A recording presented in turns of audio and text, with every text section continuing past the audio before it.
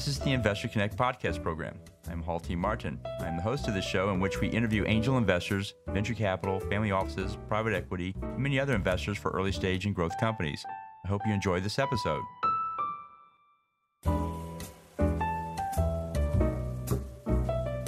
Hello, this is Hall T. Martin with the Investor Connect. Today I'm here with Art Smith, CEO of Digerati Technologies. Digerati Technologies is a provider of cloud services specializing in unified communications as a service solutions for the business market. Through its subsidiaries, T3 Communications and NYSE, the company is meeting the global needs of businesses seeking simple, flexible, reliable, and cost-effective communication and network solutions, including cloud PBX, cloud mobile, internet broadband, SD-WAN, SIP trunking, and customized VoIP services, all delivered on its carrier-grade network and only in the cloud.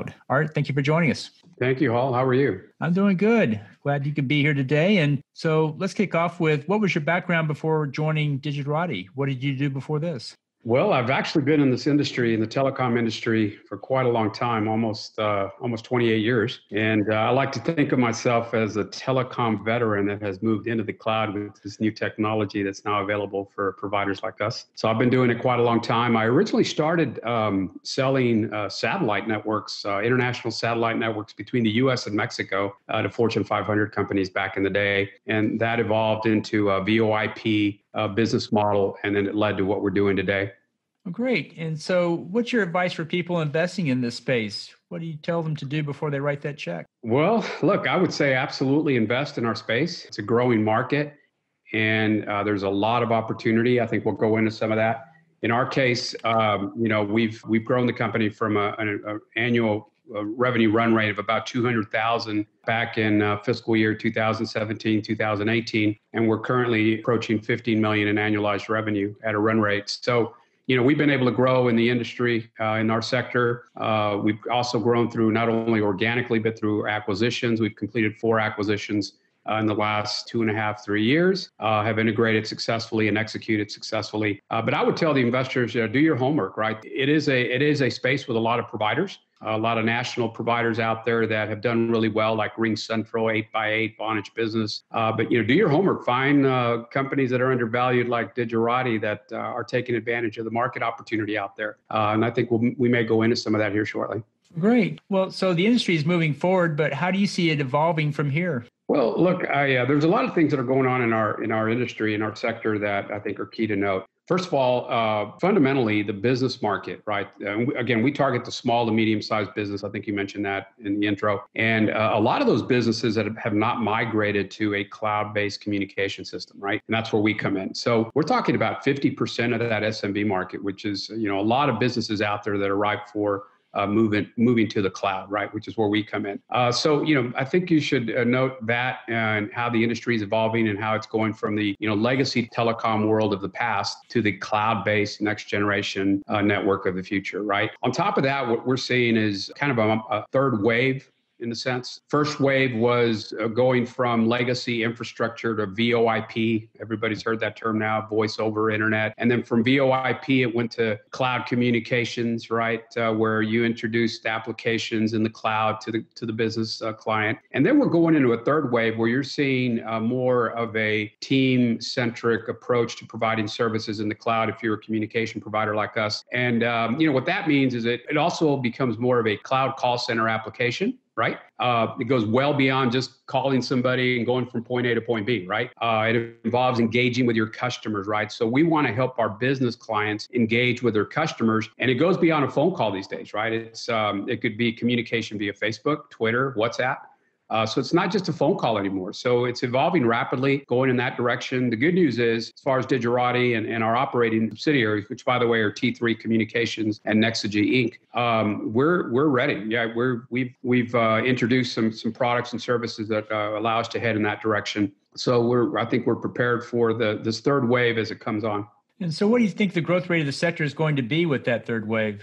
Well, that's what's exciting, Hall, is, currently the market, actually for 2020, I should say, the UCaaS market, right? Just the sector that we participate in, a $38 billion market. And it's expected to grow to $167 billion in 5 years, right? Huge market opportunity. Again, that's a combination of things. That's just businesses, enterprise moving from, traditional legacy infrastructure to the cloud. And then, as I mentioned earlier, other applications coming into the fold like cloud contact centers or cloud call centers. The other segment of the market, which kind of ties into what we do, it's actually known as CCaaS, right? Contact Center as a Service, which again, is part of that evolution. That's a $20 billion market as of 2020.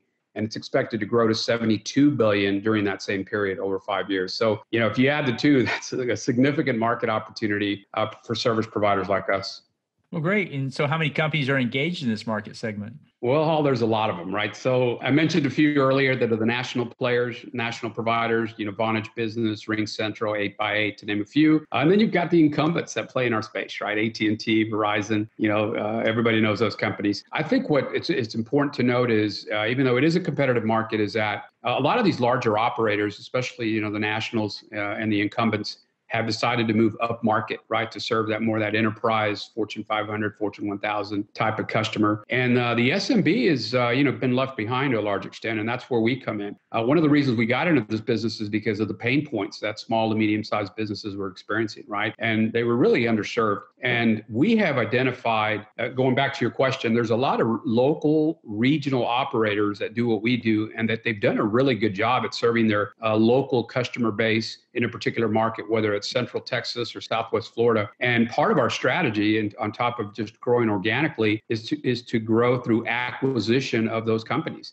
So that's, as investors look at our company, they should consider the fact that we're going after those acquisition targets that really are flying below the radar screen, so to speak. They're too small to attract a private equity group. They're too small to attract a larger pubco. And we believe that it's a good fit for our small pubco. And by the way, it's a stated objective of the company. And we've done this before with a couple of other ventures. We're looking to uplist the company to a primary exchange as we meet certain goals and objectives. So that's a stated objective. We've disclosed that in our press releases. And so the opportunity to consolidate these smaller operators in a very fragmented market is tremendous for us, right? And then we're following a very disciplined approach, Hall, to our strategy. And that includes focusing on a certain technology stack that we can integrate in short order to realize the cost synergies and operate more efficiently. So as you look at our company, consider that in terms of our business strategy or business model. And so what are the challenges in this space to start and run a company? Yeah, so it's a good question. In our space, I would say, it is competitive, right? There's a lot, as I mentioned, there's a lot of national operators. There's a lot of the incumbents, the AT&Ts and Verizons of the world that participate or, compete in our space. So that is a challenge when you're out there in the market. What's key is, differentiating yourself, right, as a service provider. And again, that's where we come in with an emphasis on serving that small to medium-sized business. It's a higher touch sale. We like to use the term local touch. The local touch is missing with some of these larger operators. And we want to do a good job in taking care of our customers with that local touch. And so with that, that challenge, in terms of it being a competitive market with a lot of players, actually kind of turns into an opportunity for us when you talk about our M&A strategy, right? It is a highly fragmented market littered with these smaller operators that, quite frankly, have done a better job than the larger companies at serving their customers. So where does Digerati fit into the landscape from a positioning point of view? Are you on the high end, the low end, and where exactly do you fit?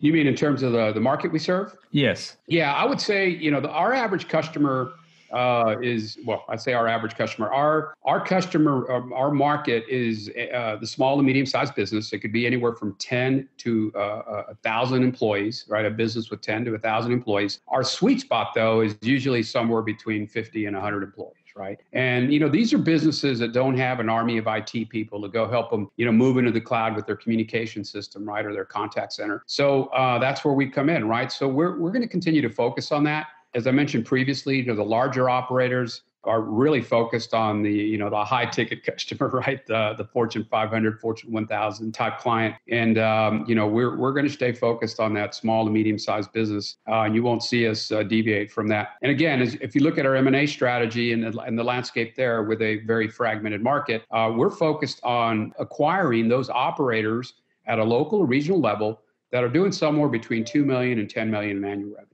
So they're small, right? I mean, compared to the ones I mentioned previously, they're small operators, but they've done a really good job of taking care of their customers. They've built a nice recurring revenue business, which is, by the way, is important to note about our business. It's all based on recurring revenue, subscription based, and with 1 to 5 year contracts with business clients. So when we find these acquisition targets, it's just a really good fit for us because typically, it's a closely held small operation that is too small to attract a private equity group or a larger pubco.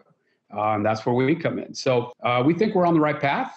We've done this successfully now over almost 3 years.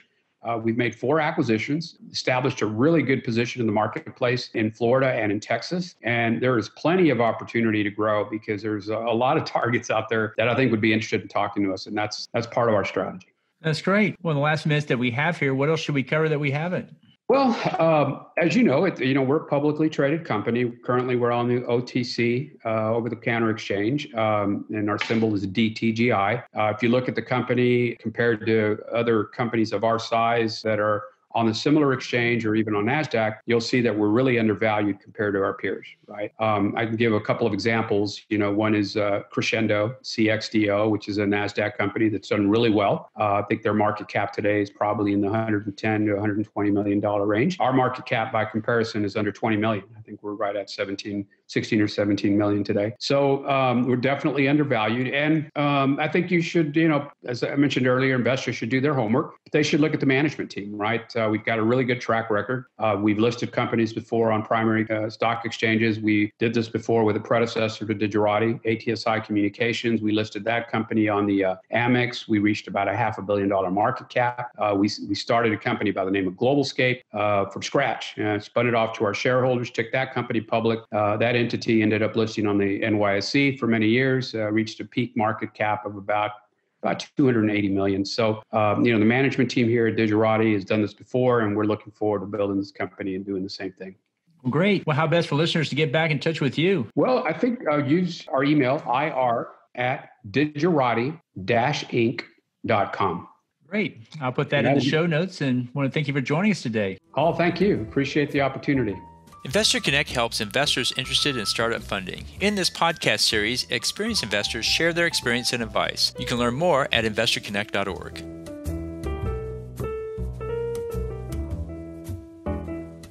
Paul T. Martin is the director of Investor Connect, which is a 501c3 nonprofit dedicated to the education of investors for early-stage funding. All opinions expressed by Hall and podcast guests are solely their own opinions and do not reflect the opinion of Investor Connect. This podcast is for informational purposes only and should not be relied upon as a basis for investment decisions.